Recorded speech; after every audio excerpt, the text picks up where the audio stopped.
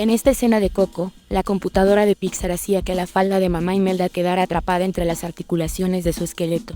Así que Pixar desarrolló un sistema de simulación nuevo y envolvió digitalmente cada articulación con una capa de tejido invisible. Todas las películas de Pixar han superado los límites de la animación 3D con trabajos detallados como este, desde la iluminación de alimentos desde 2 fuentes de luz hasta la simulación de un pelaje realista. Hablemos de los mechones de pelo realistas de Mérida en Valiente, que fue donde quedamos en la primera parte.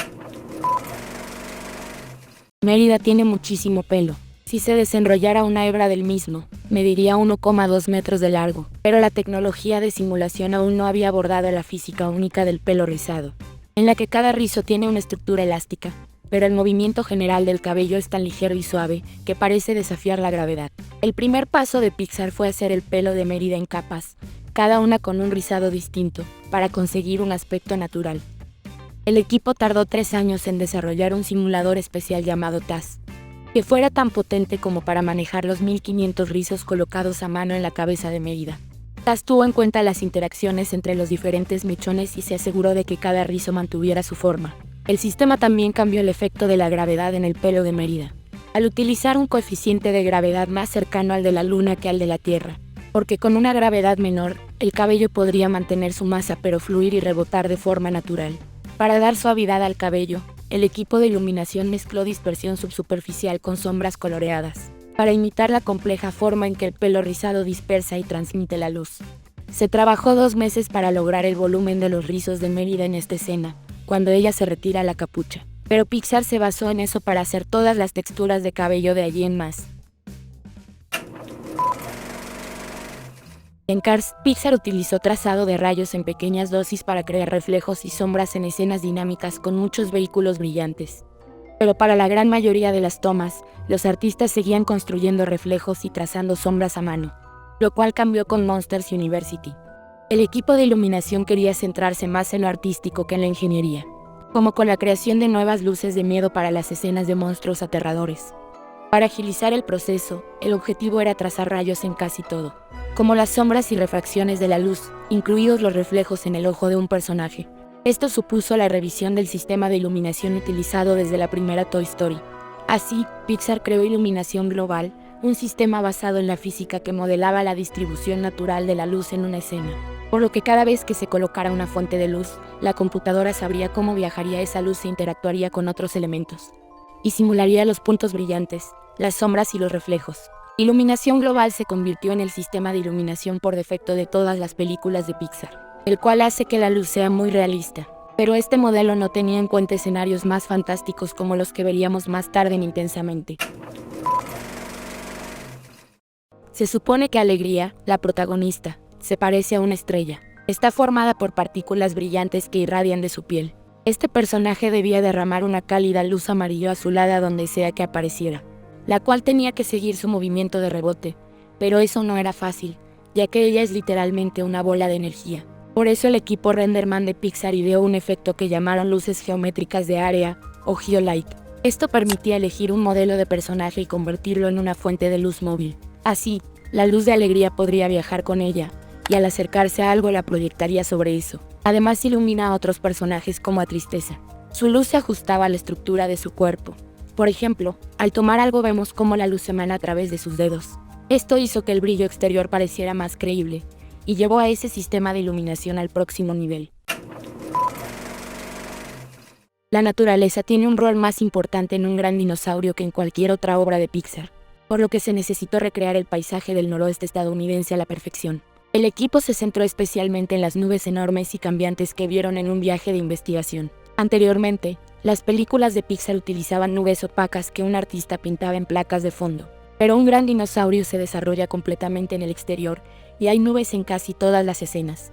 Por eso decidieron crear nubes totalmente volumétricas. Eso significaba que las nubes eran objetos 3D que los animadores podían mover, como a un personaje o al decorado. Pero a diferencia de un personaje o un decorado, un objeto volumétrico no tiene una superficie definida, sino que está formado por miles de millones de partículas.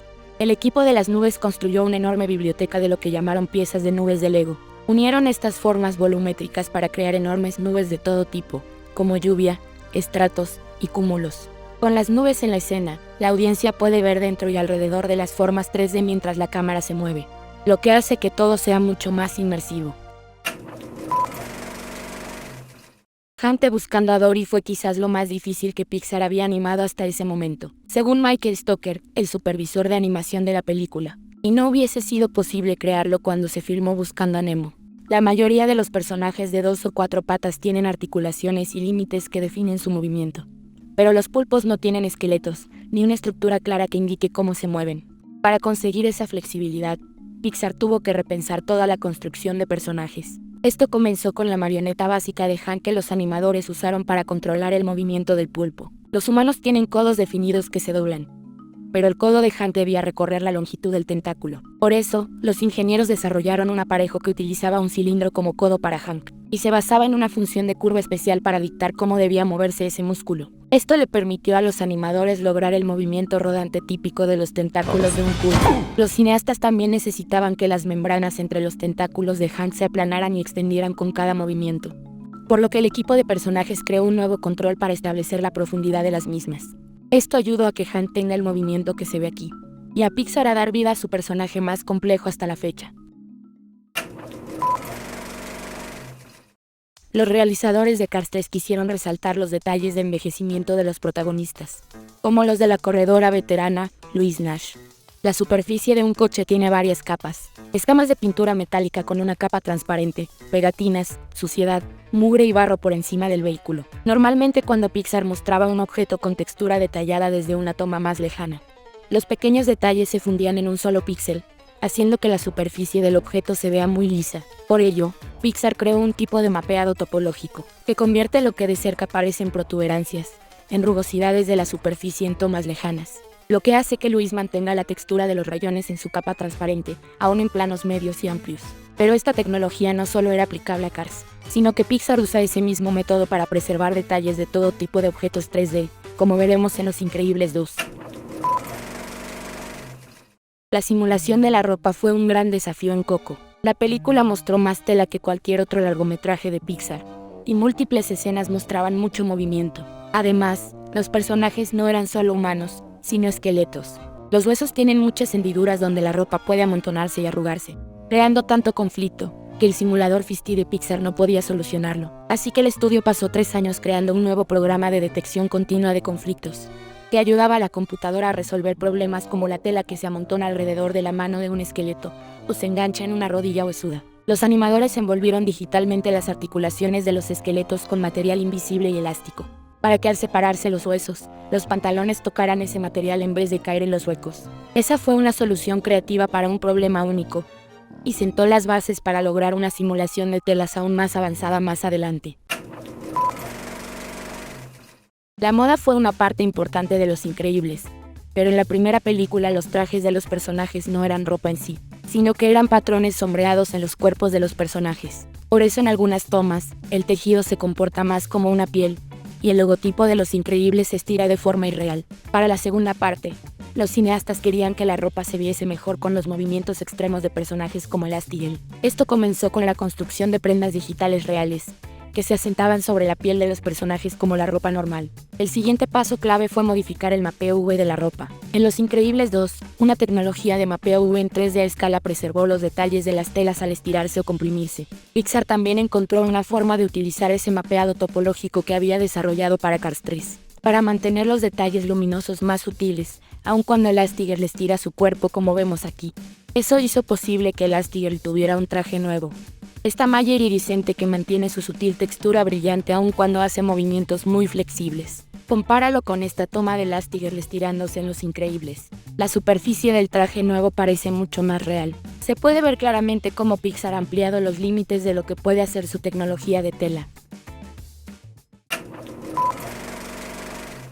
Toy Story 4 planteó problemas de escala, debido a las escenas ambientadas en la tienda de antigüedades y a todos sus juguetes. Había más de 10.000 antigüedades allí, y Pixar tuvo que encontrar la manera de programar todas y cada una con distintos niveles de desgaste. Los animadores lograron esto al asignar 3 etapas a las antigüedades, bastante nuevas, más o menos viejas, y muy viejas. La computadora sumó detalles en la superficie de los objetos que reflejan esas etapas, como microarañazos en la porcelana y desgaste en alfombras viejas. La capacidad de añadir detalles a tantos objetos diferentes es lo que dio al mundo de Toy Story 4 su complejidad y atractivo visual. Pixar ha creado muchos personajes únicos, como Papá de Unidos, quien solo es un par de piernas. El resto de su cuerpo es solo relleno, con una sudadera, un chaleco y unos guantes por encima, lo que dificultó su animación. Las piernas de Papá se manipularon y animaron como un personaje tradicional, usando material de referencia filmado en pantalla verde, pero su mitad superior no tenía piel ni estructura, lo que requirió simulación en vez de animación en muchas tomas. Los brazos, por ejemplo, solo debían agitarse, lo cual es más creíble cuando se simula. Así que los cineastas desarrollaron un equipo híbrido de simulación y animación para Papá. Con él, los animadores manipularon la mitad inferior de Papá como lo harían habitualmente, mientras el equipo de simulación controlaba la superior cuando era necesario. El movimiento del relleno de Papá se basó en una simulación volumétrica para darle cuerpo, mientras que la ropa encima del relleno se controló en gran medida con la simulación de tela estándar.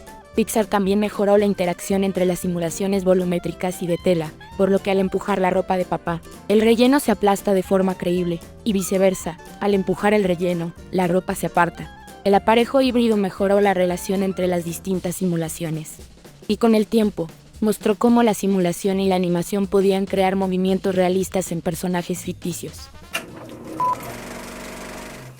Pixar necesitaba hacer que sus personajes músicos tocaran instrumentos, sobre todo Joe, que debía hacer movimientos complicados y rápidos al tocar el piano. Al principio, el equipo intentó utilizar simulación para las interacciones entre los dedos de Joe y las teclas, con un sistema de resolución de conflictos como el de la tela de coco. Pero ese sistema no funcionó, porque los dedos de Joe eran muy pesados para las teclas del piano digital. Así que en lugar de simular movimiento, el director técnico del personaje Jason Davis desarrolló un equipo de contacto para dedos. Cuando un dedo de Joe presionaba una tecla, el aparejo calculaba el ángulo exacto en el que la tecla giraba para que pareciera que Joe la estaba apretando. Los equipos de modelado y montaje le dieron 292 controles a la mano de Joe, incluyendo variables nuevas, y añadieron un control a cada tendón para transmitir la tensión de la mano de Joe mientras tocaba. Ese nivel de control de las manos y las muñecas hizo que sus interpretaciones fuesen apasionadas, convincentes, y con un nivel de realismo que superó los límites del movimiento humano en la animación. Luca cuenta la historia de un monstruo marino que puede transformarse en humano, a medida que va creciendo, y los cineastas querían mostrar esta transformación de forma fluida. Además querían dar a los animadores el poder de dictar todos los detalles de ese cambio, como el lugar donde comienza la transformación y la velocidad a la que se produce. Antes, los ajustes de ese tipo de detalles pasaban por el equipo de animación y por el de efectos, pero los animadores podían ver cómo quedaba todo recién después del renderizado. Pero para Luca, crearon un aparejo de transformación para que los animadores pudieran afinar los diferentes aspectos del cambio uno por uno, y ver el resultado allí mismo y sin demoras. Así, pudieron cronometrar la transición, desde los cambios en la piel humana, hasta las escamas y manchas de pulpo en la piel del monstruo marino. Esta era una nueva forma de agilizar todo el proceso de producción, y poner más control artístico en manos de los animadores. Porque al fin y al cabo, Pixar considera la tecnología como una herramienta para contar historias, ya sea creando un nuevo tipo de luz para transmitir mejor las emociones de un personaje, o replanteando modelos de nubes para crear un paisaje más realista. Las innovaciones técnicas de Pixar siempre han estado al servicio de sus relatos, y esa es la clave del historial de la compañía a la hora de crear tanto innovaciones revolucionarias como películas entrañables.